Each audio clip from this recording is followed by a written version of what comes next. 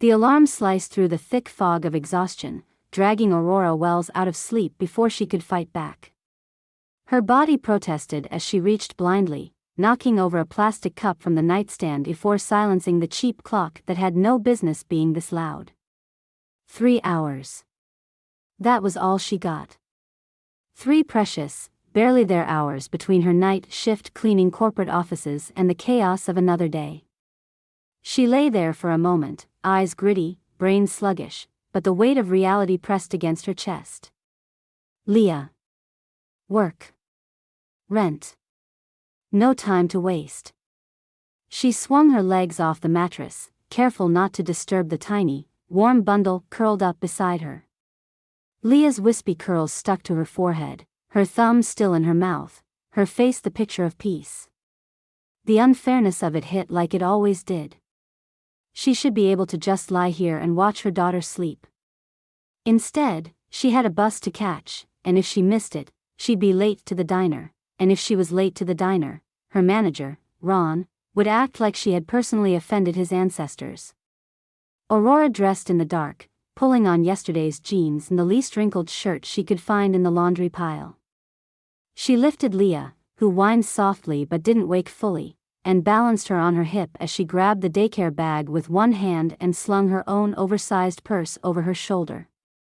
The apartment was barely big enough to turn around in, a space where the kitchen and living room blurred into each other, but it was theirs. And right now, it smelled vaguely like burned coffee and baby lotion, the scent of her life. Outside, the city was still half asleep. The neon glow of the liquor store across the street hummed in the pre-dawn quiet, and the bus stop was empty except for a man smoking a cigarette, looking as tired as she felt. The bus screeched to a stop, and Aurora climbed on, holding Leah close as she swayed with the motion. She closed her eyes for what felt like a second, but then the driver barked the daycare's stop, and she jolted upright, moving on autopilot. The daycare was small, tucked between a laundromat and a payday loan place, but it was clean, and the workers were kind, even if they were just as overworked as the parents who dropped their kids off. Aurora signed Leah in with quick, practice strokes, pressing a kiss to her daughter's soft cheek before handing her to one of the assistants. Leah whimpered, gripping her shirt with her tiny fingers, and for a moment, Aurora hesitated. But she couldn't be late.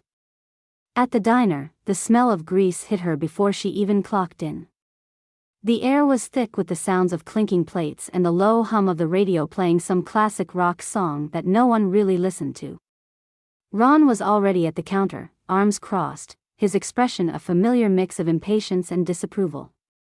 Cutting it close, Wells, he grunted as she tied on her apron.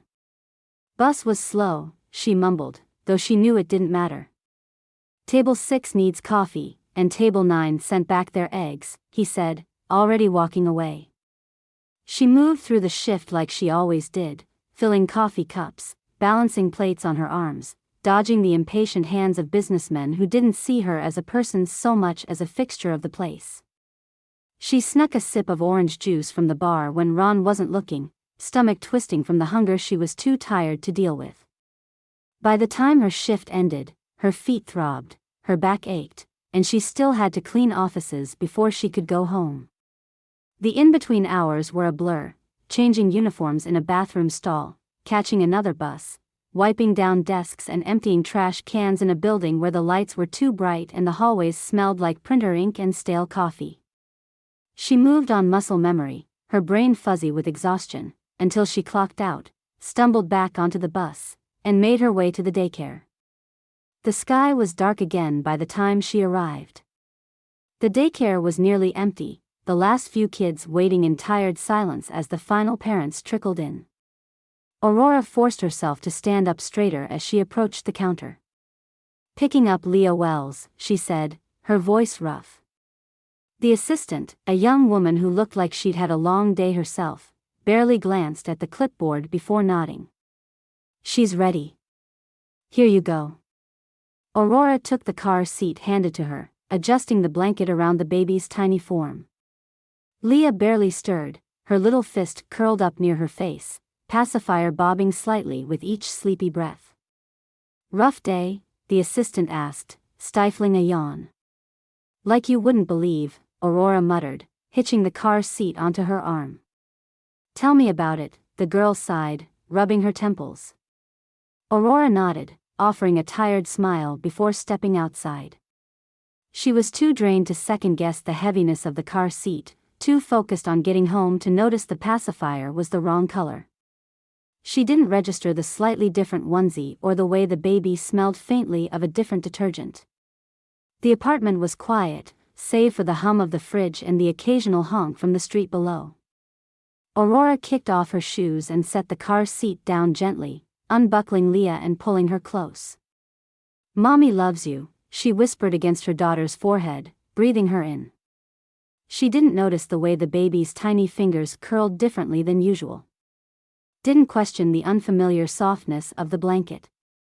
She just held the baby close, climbed into bed, and let sleep take her. A sharp, relentless pounding on the door sent Aurora bolt upright. Her heart slammed against her ribs as she tried to untangle reality from sleep. For a moment, she thought it was the alarm again, but no, this was real. Someone was outside, and they were not going away. Leah whimpered in her crib, stirring at the noise. Aurora stumbled out of bed, her body sluggish, her mind stuck between exhaustion and panic. She didn't get visitors. She barely even got mail.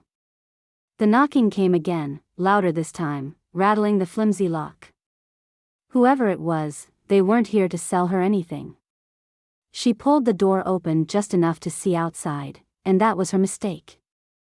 The moment she did, the door was shoved open with startling force, sending her staggering back. Two massive men in suits filled the doorway, their expressions unreadable, their presence overwhelming. "Aurora Wells?" one of them asked, though it didn't feel like a question. She tried to respond, but before a word could leave her mouth, one of them reached forward and took the baby from her arms. It wasn't rough, but it was firm, and that was enough to send every nerve in her body into overdrive. "Hey, Hui. What are you doing?" "That's my..." The second man grabbed her by the arm, already pulling her forward.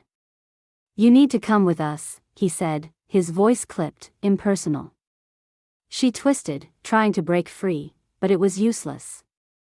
These men were built like steel. "Where are you taking me?" she shouted, struggling against their grip. "Give me my baby." Her words were swallowed by the sound of the city outside. They didn't answer. They didn't need to. They were already dragging her down the hall, down the stairs, out into the cold night where a black SUV idled at the curb. She was shoved inside, the door slamming shut behind her. The city blurred past the tinted windows as they sped away. The baby. The baby. The baby. Her heart pounded as she twisted in her seat, trying to see through the dark interior. "Where is my daughter?" "You can't just take someone's kid." The man in the front seat didn't even glance back. "Your child is safe." Safe. What did that even mean? Nothing about this was safe. Nothing about this was normal. She pressed herself against the door, every muscle in her body coiled. She had no idea where they were going, but she knew she couldn't stop them. Minutes stretched into eternity before they pulled up to an iron gate, which parted without hesitation. The SUV rolled through, past manicured lawns and towering hedges, until a massive mansion came into view. The house, no, the estate, looked like something pulled from another world, a place so far from her own reality that for a second, she thought maybe she was still dreaming. The door opened, and she was pulled out before she could even attempt to resist. Her feet barely touched the stone driveway before they were dragging her inside. The air inside the mansion was cool, scented faintly with something expensive she couldn't name. A gleaming chandelier hung above them, light bouncing off polished floors. Then, suddenly, they stopped. In front of her, a man stood waiting. His suit was crisp, his stance controlled, but his face was pure fury. Elias Carter. She didn't need to read business magazines to know who he was. Even exhausted, even barely functioning, she recognized him. His dark eyes bore into her, and when he finally spoke, his voice was sharp as a knife. "Where is my wife?" Aurora stared at him, her mind struggling to keep up. "What?" she breathed. Elias took a step closer. "Natalia. My wife. Where is she?" Her pulse roared in her ears. I don't know what you're talking about." He let out a short, humorless laugh, his jaw tightening. "My son goes missing from daycare, only to be found with you. My wife disappears on the same day. And you expect me to believe that's a coincidence?" Her stomach twisted violently. His son. The weight of the night came crashing down on her all at once. The pacifier. The blanket. The way the car seat had felt just slightly heavier. "No," she whispered. Elias crossed his arms, watching her carefully. She could barely get the words out. "You're saying," she turned wildly, looking around. "Where's my daughter? Where's Leah?" One of the bodyguards stepped forward. "She's safe. The nannies are taking care of her." Relief crashed over her so hard that her knees almost gave out. She sucked in a shaky breath. "This is a mistake," she said, her voice breaking. I didn't mean to take your baby. I was exhausted. The daycare was closing, and they just handed me the car seat. I didn't notice. I thought," she shook her head, eyes burning. "I thought he was mine." Elias didn't move, didn't blink. His expression remained carved from stone. "You expect me to believe that you accidentally took my child?" "Yes," she nearly screamed. "Yes, because it's the truth. I didn't even know who you were until 2 minutes ago." Silence stretched between them, thick and suffocating. Then Elias turned to one of the men. "Call the police." Aurora's stomach dropped. "Wait, no, please, you don't understand." Elias ignored her, speaking calmly into his phone. "I want them here immediately." Her breath came in fast, shallow bursts. This wasn't happening. She had barely been able to afford her last electric bill. She lived off leftover diner food. And now she was standing in a billionaire's mansion, about to be arrested for something she didn't even do. And somewhere out there, a woman was missing. She turned to Elias, desperation clawing at her throat. "I don't know where your wife is," she pleaded. "But I swear to you, I have nothing to do with this." His expression remained unreadable, but the weight of his gaze felt crushing. The police were on their way. And Aurora had never felt so completely, terrifyingly trapped. Aurora sat stiffly on the impossibly expensive couch, her hands trembling against her lap. Her body ached, her head felt heavy, and the room swayed every time she blinked too long. She was running on fumes, barely able to keep herself upright, yet here she was, trying to convince a room full of stone-faced people that she wasn't a kidnapper. She gripped the hem of her shirt, trying to stop her fingers from twitching. "I already told you, I didn't mean to take your baby. It was a mistake. I was exhausted.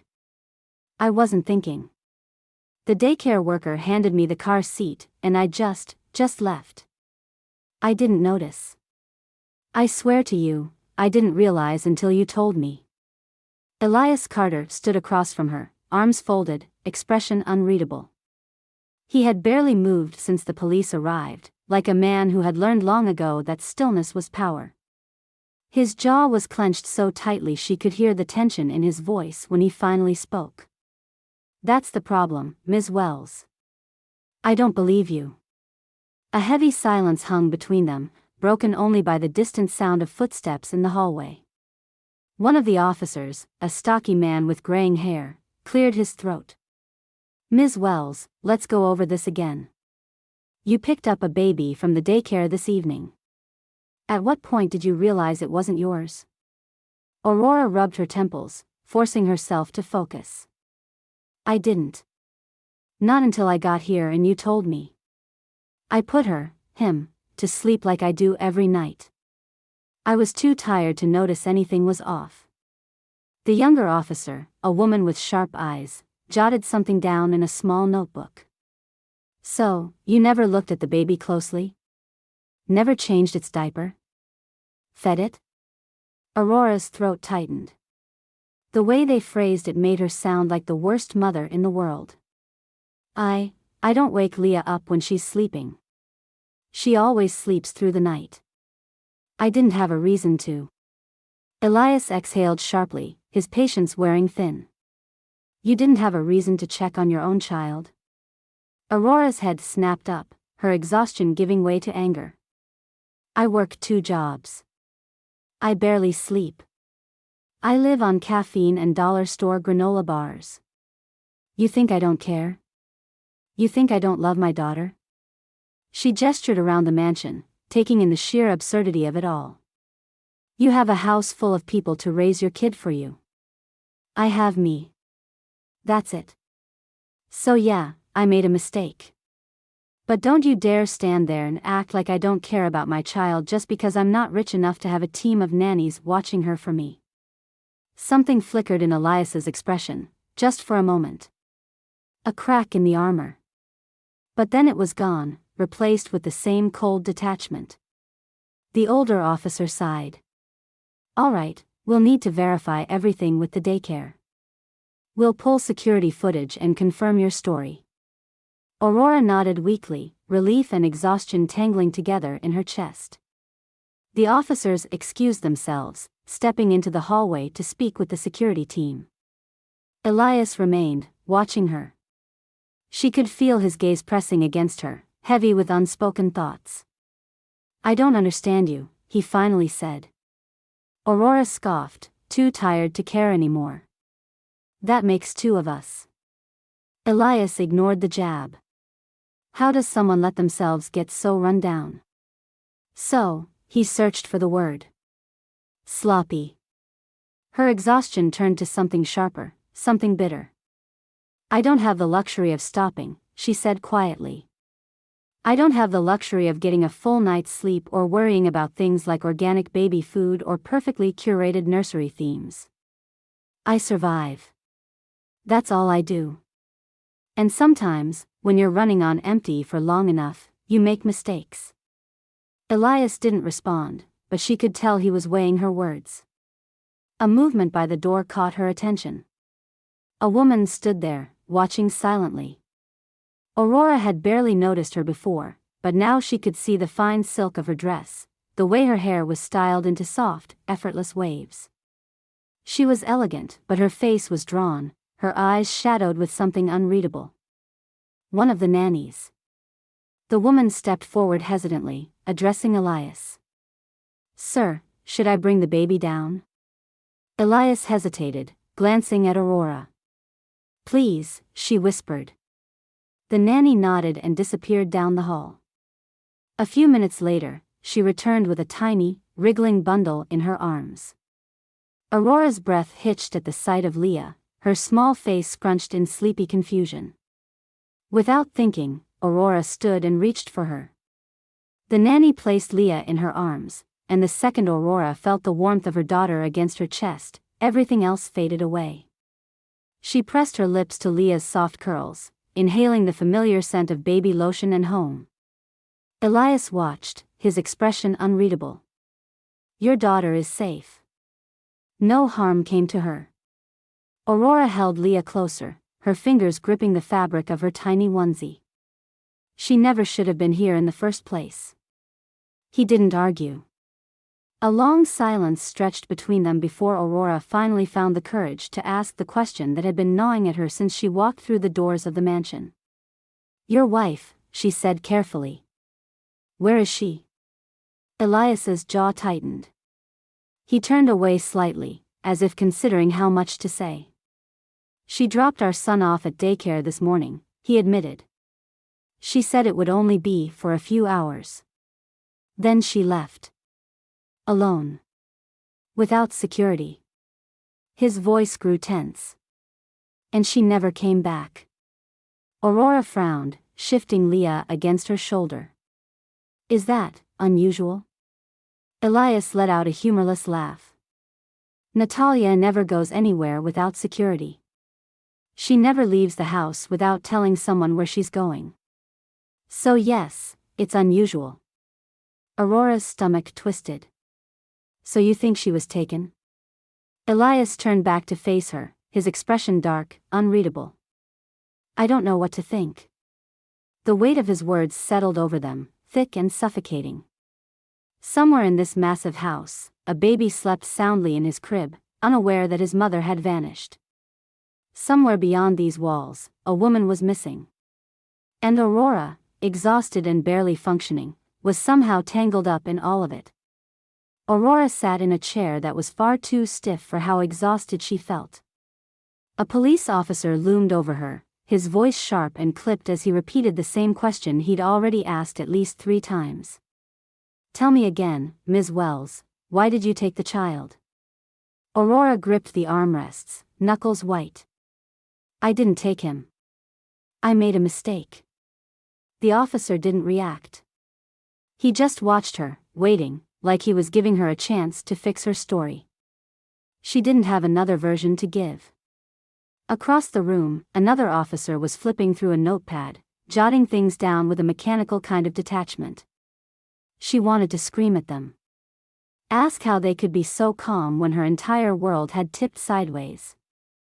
Instead, she pressed her lips together and tried to steady her breath. Walk us through it again, the officer said. You picked up a baby from the daycare. You brought him home. You didn't notice it wasn't your child.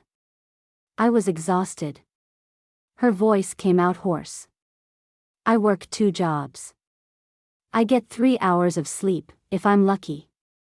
The daycare was closing, they handed me the car seat, and I didn't look closely. I didn't know. You didn't look at your child? Aurora's exhaustion sharpened into something closer to anger. I looked. I just didn't see. It was dark. She was bundled up. She was sleeping. And I was running on fumes. The officer scribbled something. How long were you in possession of the child? She hated how that sounded. In possession. Like she had stolen a laptop. Not long, she said. I got home, put him to bed, and went to sleep myself. Then your people came pounding on my door in the middle of the night. The officer didn't react. And you had no knowledge that this baby belonged to Elias Carter? Aurora let out a dry, humorless laugh.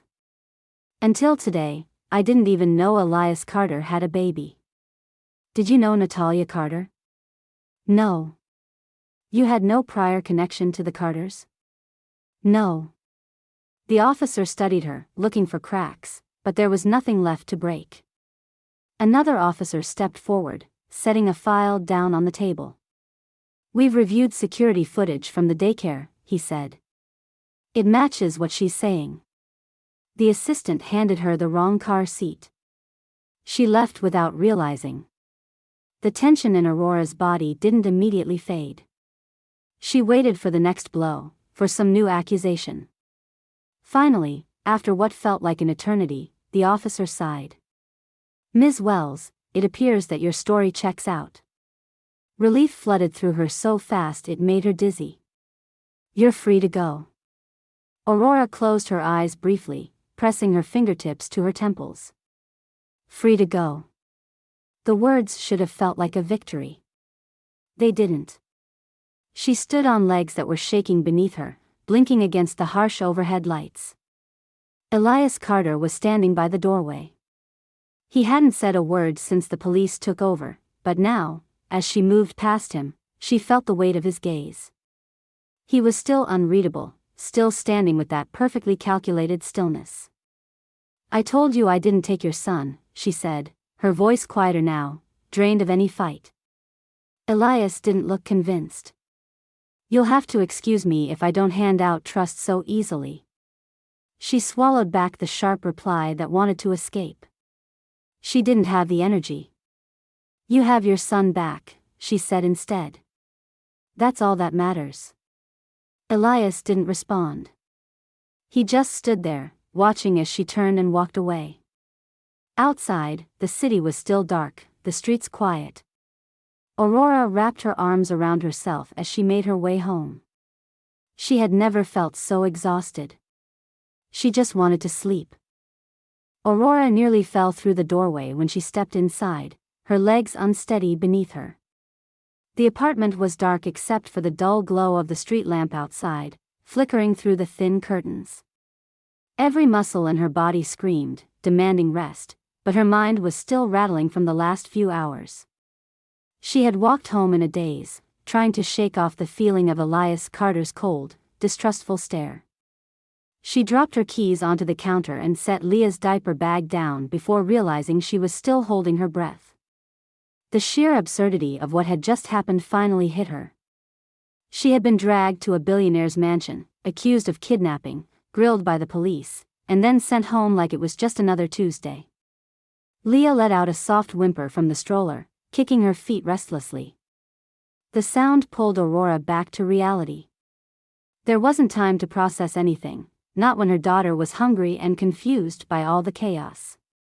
She slipped off her shoes, shrugged out of her jacket, and knelt to unbuckle Leah. "I know, baby," she murmured, her voice hoarse. "We're home." She carried Leah to the tiny kitchen, balancing her on one hip as she opened the fridge. Inside, a near-empty carton of milk and a few half-eaten containers of takeout mocked her. She grabbed a small jar of mashed carrots from the door and unscrewed the lid, feeding Leah spoonfuls between her own slow blinks. She had no idea how she was going to function at work tomorrow. The diner didn't care about personal crises. Ron had already given her enough warnings about being late, and he wouldn't hesitate to fire her if she showed up bleary-eyed and slow. The thought of standing on her feet for hours, smiling at customers while pretending she hadn't just lived through a nightmare, made her stomach turn. But she needed the paycheck. Leah smacked the spoon away, sending orange mush onto Aurora's shirt. "Okay," she sighed. "I get it. We're done." She wiped Leah's hands and face, changed her into fresh pajamas, and carried her to the small crib wedged into the corner of the bedroom. The moment Leah's head touched the mattress, her eyes fluttered closed. Aurora didn't even bother getting under the blankets. She collapsed onto her bed, face first, her body melting into the mattress. Her mind had barely started replaying the night's events when sleep dragged her under. The knocking was so loud it felt like it was coming from inside her skull. Her eyes flew open, heart slamming against her ribs. She wasn't fully awake yet, but her body was already reacting, flooded with the kind of adrenaline that came from knowing something wasn't right. Bang! Bang! Bang! She pushed up on shaking arms, her head spinning as she tried to process where she was. The apartment was dark, silent except for the rapid thudding at the door. Leah stirred in her crib, letting out a soft whimper. Aurora swung her legs over the side of the bed, her limbs heavy, her body still desperate for sleep. Maybe it was a neighbor. Maybe it was a mistake. Maybe if she ignored it, they'd go away. Bang, bang, bang. She grabbed the nearest thing that could pass as a weapon, Leah's baby monitor, before creeping toward the door. "Who is it?" she called out, her voice rasping from exhaustion. No answer. Her stomach twisted. She pressed her ear to the door, listening, every nerve in her body on high alert. She didn't hear footsteps. No voices. Just the sound of someone breathing heavily on the other side. She hesitated for only a second before unlocking the door and pulling it open just enough to see outside. A woman stood there, swaying slightly, her body slumped against the doorframe. Her hair was tangled, her expensive silk dress wrinkled and stained. There was something hollow in her eyes, something vacant, like she wasn't entirely present. Aurora's first instinct was to step back, slam the door, and pretend she hadn't seen anything. But then the woman's lips parted, her voice barely a whisper. "Aurora Wells?" The name sent a jolt of confusion through her. "Who?" Aurora's words trailed off as recognition crashed over her. Natalia Carter. She had only ever seen Natalia's face on the news, in carefully curated photos of charity events and high-profile galas. The woman in front of her was barely recognizable, her features slack, her movements sluggish. She looked like she had fought her way out of something. Aurora's fingers tightened around the doorknob. "How do you know my name?" Natalia blinked at her slowly, like it was taking every ounce of effort to stay conscious. Her lips parted again, but whatever words she was trying to form got tangled before they could escape. She took a step forward, and her knees buckled. Aurora caught her instinctively, staggering under her weight. Natalia's body was trembling, her breathing ragged against Aurora's shoulder. Her skin felt too cold. Aurora tightened her grip, panic rising in her chest. "Natalia, what happened?" Natalia's lips moved again, forming shapes without sound. Aurora pulled her inside, kicking the door shut with her foot. The last thing she needed was a nosy neighbor sticking their head out, seeing her with a half-conscious billionaire's wife, and calling the cops. She guided Natalia to the couch, easing her down carefully. Natalia's head lolled to the side. Aurora crouched in front of her, pressing a hand against her clammy forehead. "Natalia, look at me. What's wrong? Are you hurt?" Natalia's eyes fluttered open, glassy and unfocused. Her lips trembled before a single word escaped. "Drugged." The word sent a chill down Aurora's spine. She didn't know how much danger she was in, but one thing was clear. Natalia Carter hadn't shown up at her door by accident. Natalia swayed like a tree in a storm, her body barely holding itself upright. Her pupils were huge, swallowing the soft brown of her irises, and her breath came in shallow gasps. She opened her mouth, but only a garbled sound escaped, her tongue thick and slow in her mouth. Aurora reached for her just as her knees buckled. She crumpled forward, and Aurora barely managed to catch her before she hit the floor. Her body was ice cold, her limbs uncooperative, like she had been walking on pure adrenaline and now had nothing left. Hey, stay with me," Aurora said, lowering her carefully onto the couch. Natalia's head lolled to the side, her glossy eyes struggling to focus. "What happened to you?" Aurora whispered, pressing her fingers to Natalia's wrist. Her pulse was fast, erratic. Natalia's lips moved, but no sound came out. Aurora leaned closer. "Natalia. You have to tell me what happened." A shudder ran through Natalia's body, and then, with great effort, she croaked out, "Drugged." The word sent a spike of fear through Aurora's chest. She pressed her hand against Natalia's damp forehead, panic clawing at her throat. She had no idea what had been given to her, something to knock her out? Something worse?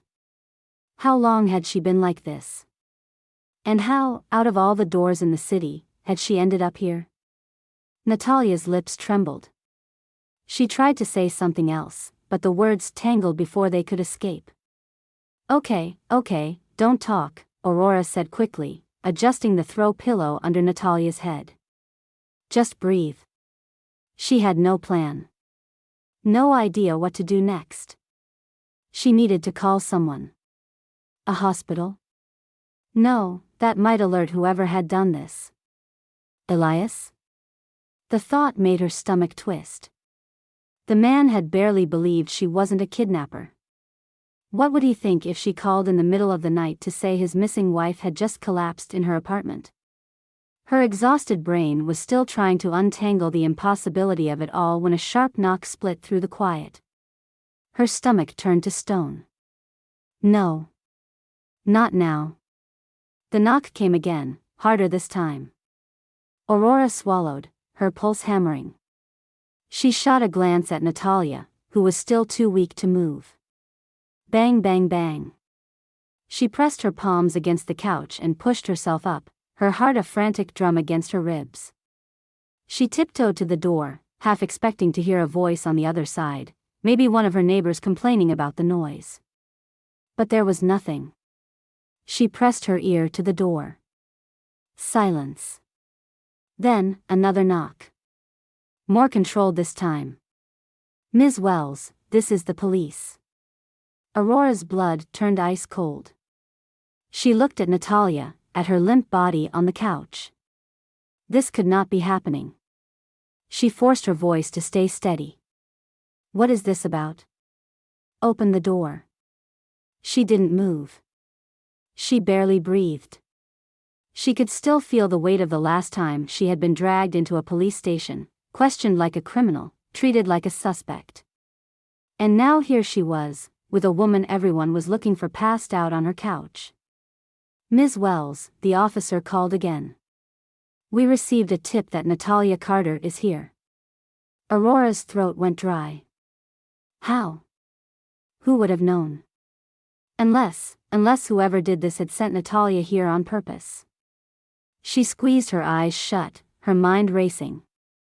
If they walked in and saw Natalia like this, what would they think? It looked bad. It looked impossible to explain. She turned back to Natalia, whose heavy eyelids fluttered weakly. She had no choice. She unlocked the door. The second she did, the door swung open, and two officers stepped inside, hands hovering near their holsters. Aurora barely had time to react before one of them spotted Natalia on the couch and reached for his radio. We've got her, he said, speaking into the receiver. We need medical assistance immediately. Aurora raised her hands instinctively. She showed up like this, she blurted out, the words rushing out in a panicked stream. I didn't take her. I didn't do anything. I swear to you, I opened my door, and she was just. The older officer held up a hand, stopping her. Ms. Wells, we need you to step aside. She took a shaky breath and moved back as the second officer knelt beside Natalia, checking her pulse. Natalia made a weak noise in protest, her head lolling toward Aurora. The officer turned back to her. Ms. Wells, you need to come with us. Aurora's breath hitched. No, wait, what? The officer's expression remained unreadable. We received an anonymous tip that Natalia Carter was being held here against her will. Aurora's heart nearly stopped. No, she said quickly. No, that's not what happened.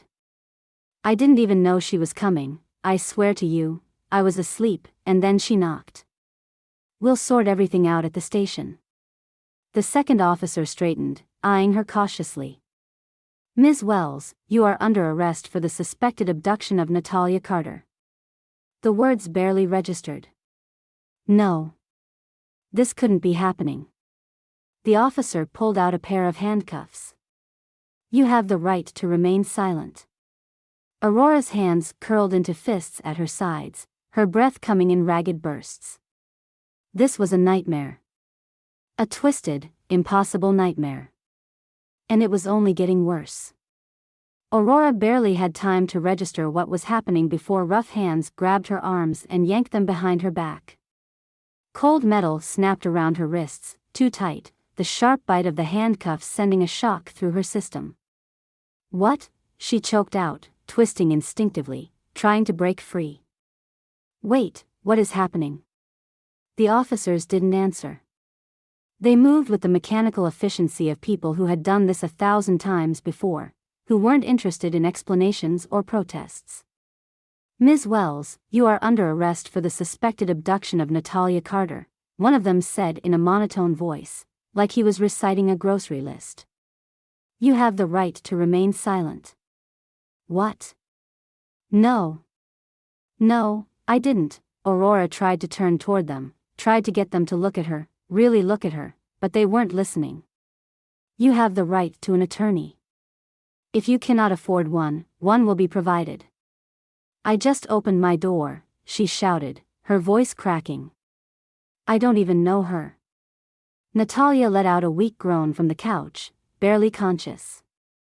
One of the officers knelt beside her, checking her pulse, while another spoke into a radio, calling for an ambulance. Subject is breathing but unresponsive, he said. Possible overdose or sedative. Requesting immediate medical transport. Aurora's pulse pounded so hard it made her dizzy. I didn't do anything, she tried again, her voice shaking. She knocked on my door. I have no idea how she got here. The officer who had cuffed her didn't so much as glance in her direction. Ms. Wells, you need to calm down. Calm down? You're arresting me for something I didn't do. You can explain at the station. Her feet barely touched the floor as they dragged her toward the door, their grip firm, unyielding. Her mind raced, trying to make sense of the nightmare unfolding around her. This couldn't be happening. Someone had sent Natalia here. Someone had known exactly what they were doing. And now Aurora was the one taking the fall. The hallway outside was empty except for the flickering overhead light, casting long, eerie shadows against the chipped paint. One of her neighbors had to have heard all the commotion, but no one had come out. That was the thing about places like this, people knew when to stay out of someone else's business. The cold night air hit her as they stepped outside. A police car idled at the curb, red and blue lights flashing against the cracked pavement. Please, she tried again, desperate. You have to believe me. I didn't kidnap anyone. The officer next to her let out a short, humorless laugh. You expect us to believe that? That the same woman who mistakenly took Elias Carter's baby just happened to have his missing wife show up at her apartment? She opened her mouth, but nothing came out. Because when he put it like that, when he laid out the facts so plainly, it did sound impossible. Aurora Wells, the woman who had accidentally taken a billionaire's child home, now had his drugged, missing wife passed out in her living room. It didn't just look bad. It looked like a setup. And who would believe the exhausted waitress from the bad side of town over Elias Carter's money and power? A second police car pulled up just as the ambulance arrived. EMTs rushed out, lifting Natalia onto a stretcher, speaking in clipped tones about her vitals. Aurora caught a glimpse of her pale, slack face before they shut the ambulance doors. Then they shoved her into the back of the squad car. The metal frame was cold against her arms, the seat hard and unforgiving. The door slammed shut, and just like that, the night swallowed her whole. The ride to the station was a blur, the city lights streaking past the window as she tried to steady her breathing. Her mind wouldn't stop spinning. None of this made sense. She had never met Natalia Carter. She didn't know anything about her. And yet, somehow, she had become the center of this entire nightmare. It had to be a mistake. A misunderstanding. The police would figure it out soon, right? But then she thought about the way Elias had looked at her the night before. Cold. Suspicious. He had already believed she was capable of taking his child. Would he believe she had taken his wife too? The car pulled up to the station, and the officer in the front seat turned to glance at her. You're going to be processed, he said. Then booked. Do yourself a favor and cooperate. She let out a shaky breath. Cooperate? She hadn't done anything. And yet, here she was. The doors unlocked, and before she could brace herself, they pulled her out. The station was bright and sterile, the hum of fluorescent lights making her head pound. A couple of officers looked up as she was dragged through the doors, some of them murmuring to each other. They knew who she was. She was already a story. A fingerprint scan. A mugshot. More questions, all of which she answered with the same truth she had been repeating since the moment this nightmare began. I don't know her. I didn't kidnap anyone. I don't know how she ended up at my door. And each time, she was met with the same doubtful looks, the same skeptical glances exchanged between officers. Where were you between the hours of 8 and midnight? Asleep. Alone? My daughter was with me. Can anyone verify that? Her stomach twisted. She's a baby, she whispered. The officer scribbled something down, then leaned back in his chair. You understand why this doesn't look good, don't you? Aurora's hands curled into fists. She understood just fine. She had walked into a trap. And she had no idea how to get out. Natalia woke to the rhythmic beeping of a heart monitor and the sterile scent of antiseptic. The ceiling above her was blindingly white, the lights too bright, the room too still. Her head felt thick, like she was swimming through wet cement. When she tried to lift her arm, she realized there was an N4 taped to her wrist. She blinked, trying to piece together how she had ended up here. The last thing she remembered clearly was stepping out of her car, her hands shaking as she gripped the steering wheel. She had told herself to breathe, to be calm, to just make it to the police station. Then, nothing. A void, a gap where time had been stolen from her. A voice broke through the haze. Mrs. Carter? Her gaze shifted toward the sound. A detective stood at the foot of her bed, flipping through a small notebook. His suit was wrinkled, his hair slightly disheveled, the kind of man who had probably spent the night chasing down leads. Natalia swallowed, her throat dry and raw. Where am I? St. Luke's Hospital, the detective said, matter of fact. You were found unconscious. Do you remember anything? She closed her eyes, trying to push past the fog in her mind. Pieces of memory drifted back in fragments. The phone calls. The threats. The way she had looked over her shoulder every time she left the house, convinced someone was watching her. She forced herself to sit up. I need to see my husband. The detective hesitated. We'll get to that. But first, can you tell us what happened? She took a slow, shaky breath. I was going to the police. He lifted his brow. To report what? The calls. Her fingers curled around the stiff hospital blanket. Someone was harassing me. At first, I thought it was just some lunatic, one of those anonymous threats rich people get all the time. But then they got specific. They knew where I was. What I was doing. What time I put my baby to sleep. It wasn't random. The detective jotted something down. Did you tell your husband? She let out a short, humorless laugh. Elias? He barely listens when I tell him I'm out of toothpaste. He would have told me I was overreacting. Do you have any idea who could have been behind the calls? Natalia hesitated. There was something she had started to suspect, but the thought was too terrifying to say out loud. Instead, she pressed forward. I decided to go to the police, she said. But I was afraid. Afraid of what? She exhaled slowly. Afraid that if someone was watching me, they might go after my baby. So I dropped him off at daycare, just to be safe. Then what? She squeezed her eyes shut, trying to force the memories into place. I left daycare. I got in my car. I was heading to the station. And? Natalia's breath hitched. And then I woke up in a dark house. The detective's writing slowed. You were taken? She nodded.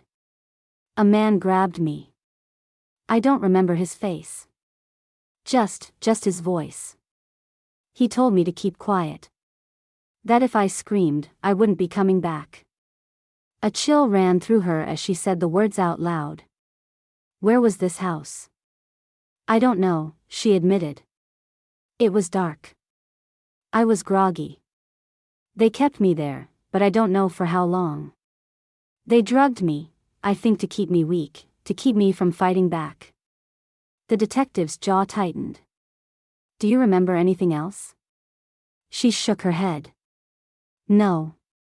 Just that at some point, I was moved. Put in a car. I don't know how long we drove. And then, I was at an apartment. I was knocking on a door, and then, her breath caught. Wait. Whose apartment was that? The detective flipped through his notes. Aurora Wells.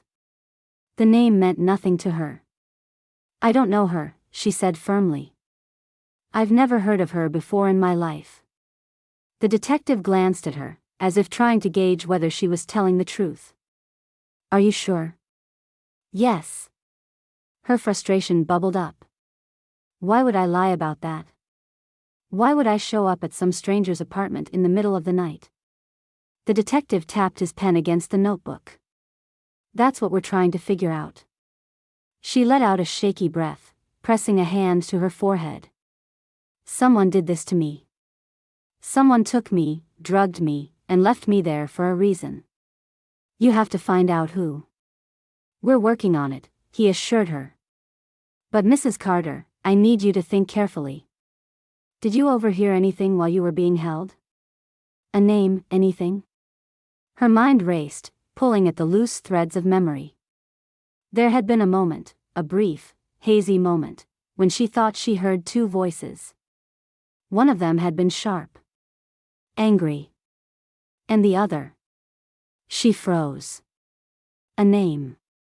She had heard a name. She opened her mouth to say it when a new thought crashed into her like a freight train. Her son. Her entire body went rigid. Where is my baby? She gasped, gripping the blankets. Is he okay? Is he safe? The detective sat up straighter. Your son is fine. He was never harmed. Her breath came in sharp, uneven bursts. Are you sure? You're sure nothing happened to him? He nodded. He's safe. He's with your husband now. The relief was so overwhelming she nearly collapsed back against the pillows. She had been so afraid. When the man had grabbed her, she had barely had time to process anything, but all she had thought about, all she had cared about, was that they didn't have him. Mrs. Carter, the detective said, voice careful. We're going to need your help. Whoever did this went to a lot of trouble to silence you. If there's something you remember, something you know that could have made you a target, we need you to tell us. Natalia licked her dry lips, mind racing. She had suspected something. She had been afraid to even think about it too hard before, but now, after everything that had happened, there was no more denying it. She knew exactly who had done this. And the truth was worse than she had ever imagined. The pieces started falling into place faster than anyone expected. What had started as an impossibly tangled mess, Aurora mistakenly taking a billionaire's baby home, Natalia disappearing, then reappearing on Aurora's doorstep, was suddenly making an awful, twisted kind of sense. Detectives traced every lead, pulling surveillance footage from security cameras near the daycare, traffic light footage from the streets surrounding Natalia's last known location, and even logs from the Carter's estate. A pattern emerged, one that led to a name no one had wanted to consider. Adrian Carter. Elias's brother. His most trusted confidant. The man who had been by his side through every business decision, every investment, every multimillion-dollar deal. Adrian had always been the charming one. The easygoing one. If Elias was the polished, calculated face of Carter Industries, Adrian was the one who made people feel like they were in on the joke. People liked Adrian. They trusted him. Maybe that was why he had gotten away with it for so long. Bank records showed millions funneled out of the family business over the last 18 months, amounts just small enough not to send up red flags on individual transactions, but together, adding up to something much bigger. Natalia had noticed discrepancies in financial reports months ago, but she had brushed it off at first. Elias rarely let her near business matters, and she had no real reason to be suspicious. Until she found the offshore accounts.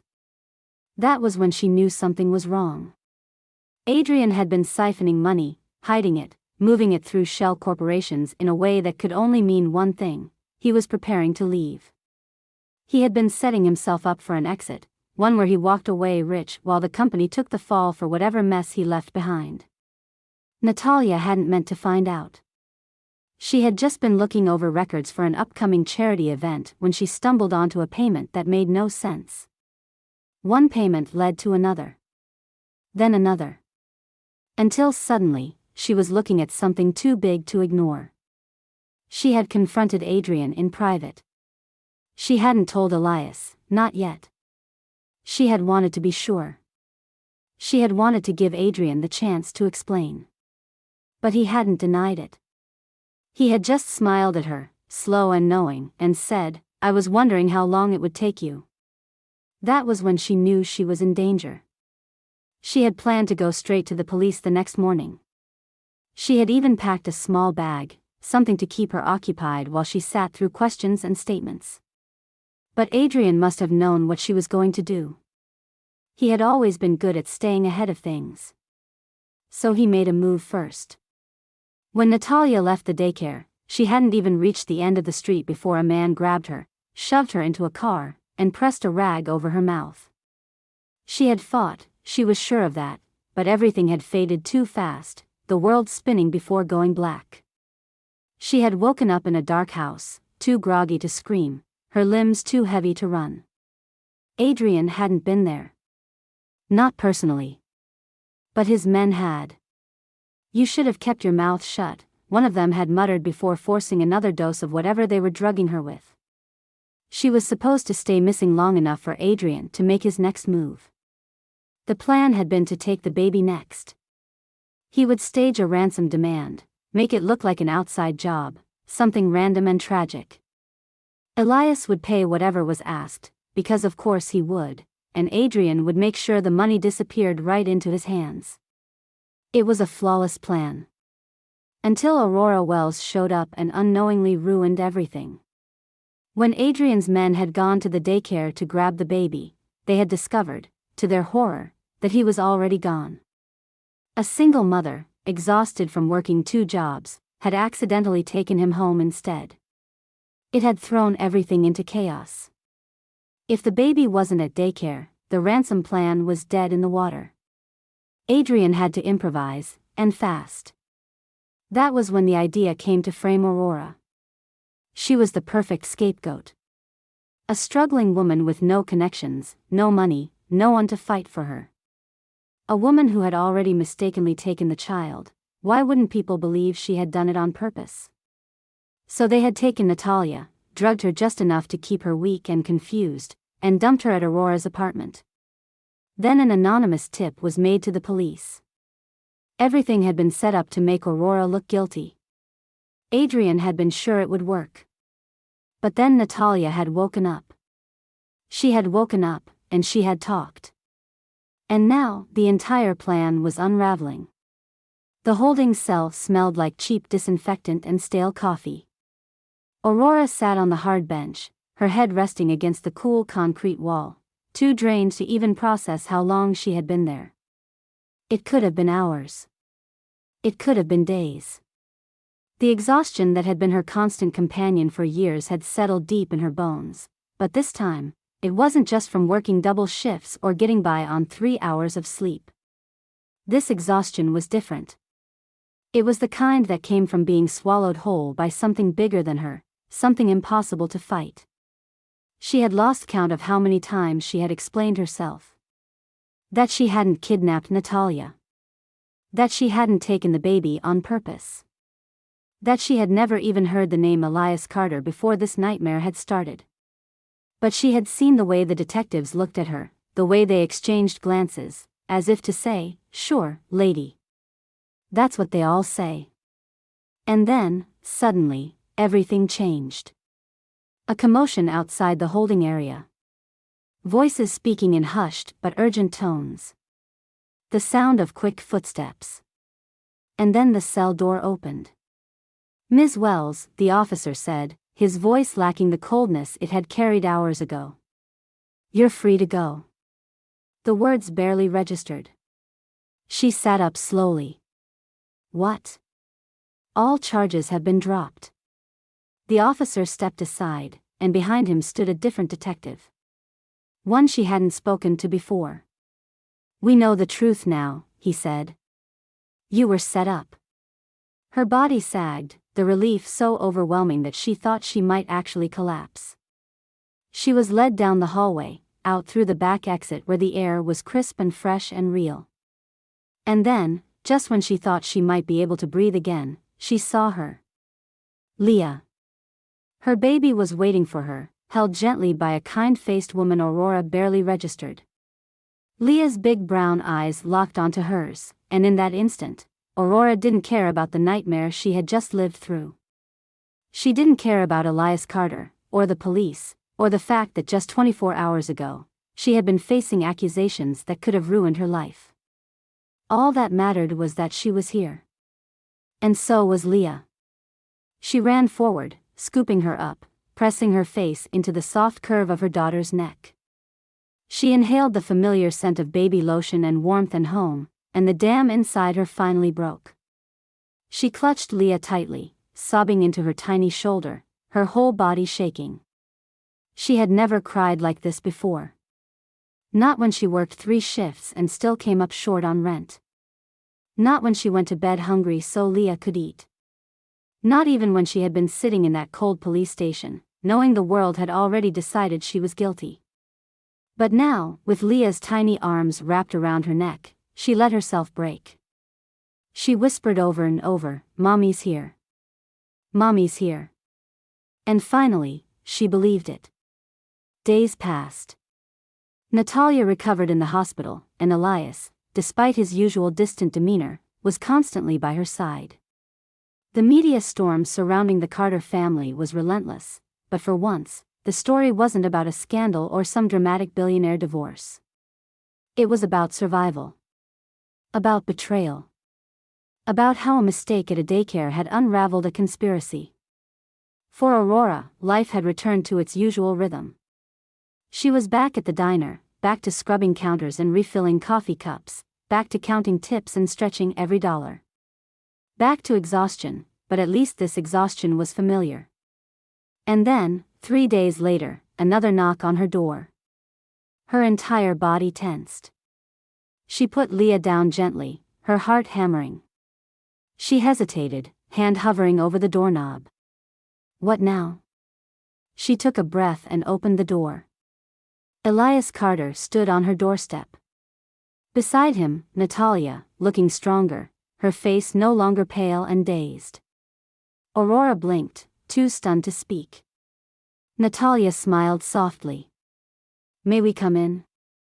She stepped aside, watching as 2 of the richest people in the city squeezed into her tiny apartment, standing awkwardly between Leah's playpen and the stack of unpaid bills on the counter. Elias cleared his throat. "I owe you an apology." Aurora's brows shot up. "I assumed the worst about you," he admitted. "And in doing so, I almost let my brother get away with something unforgivable. I was wrong."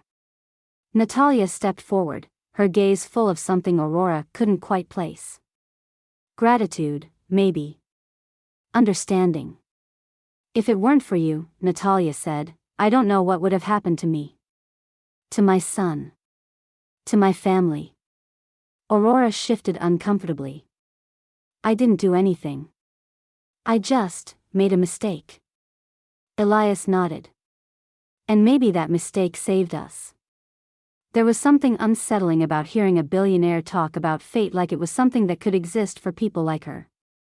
But before she could say anything, Natalia reached into her purse and handed her a crisp white envelope. Aurora frowned. "What's this?" "Something to make things right," Elias said.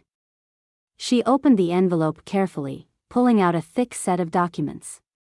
Her eyes scanned the words, but it took her a few seconds to process what she was looking at. A property deed. Aurora's breath hitched. "It's a small building," Natalia explained. "A storefront with an apartment upstairs. We know you work 2 jobs to stay afloat, and that's not fair. No one should have to live that way." Aurora's hands trembled as she flipped through the paperwork.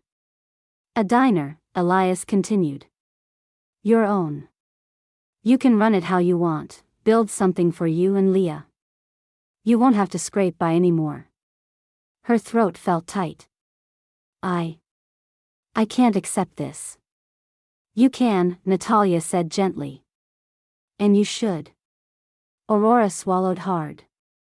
A week ago, she had been scrubbing grease off a counter, counting her tips, wondering how she was going to make rent. Now, she was holding a piece of paper that could change everything. Tears pricked at the corners of her eyes, but she blinked them back. "You don't owe me anything," she whispered. Natalia shook her head. "But we want to do this." Elias extended a hand. Aurora looked at it, then at Natalia, then down at the deed in her hands. And for the first time in her life, she let herself believe that maybe, just maybe, things could be different. A month later, the diner opened its doors for the first time. It wasn't fancy. The floors were a little uneven, and the sign out front wasn't anything special. But it was hers. The scent of coffee filled the air, the griddle sizzled with fresh pancakes, and the cash register dinged as the first customers walked in. Aurora stood behind the counter, Leah balanced on her hip, a smile tugging at her lips as she took it all in. She had spent her whole life believing she was unlucky. That the world would always push her down. But now, standing in her own diner, her daughter in her arms, she realized something. She had never been unlucky at all. She had just been waiting for the right kind of luck to find her.